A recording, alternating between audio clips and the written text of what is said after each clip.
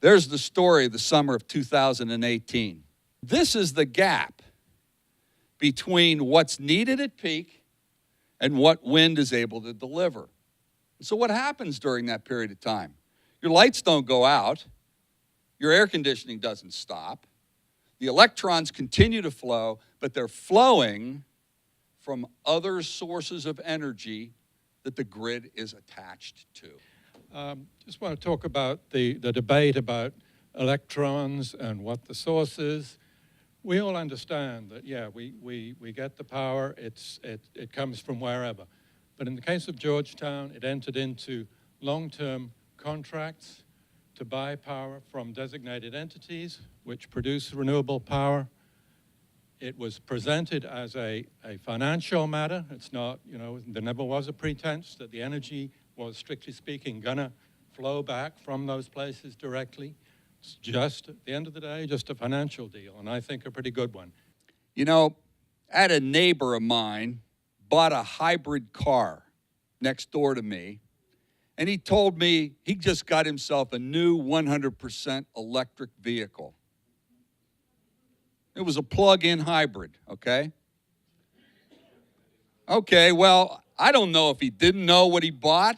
I don't know. But what I do know is he had gasoline in his tank, and every time he was going to go on a 500-mile trip, he wasn't going to go on a 100% electric vehicle. Now, I guess there's nothing evil about it, but it's somewhat disingenuous, and it sets an expectation for everybody else on the street. They're going to go out and buy a 100% electric vehicle because this guy's got one and it works great for him. And that's not exactly what he did, right? And so I think that's the whole thing. Celebrate what you've done, but don't run around and tell everybody it's 100% renewable energy all the time, because it isn't. We see wind farms everywhere. Solar panels are getting cheaper. Why can't we have 100% renewables in just a few short years?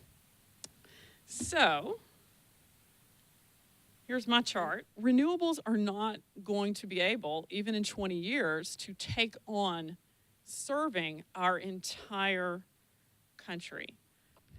At times this summer, this long, hot summer, when it wasn't often very windy, your grid was strained.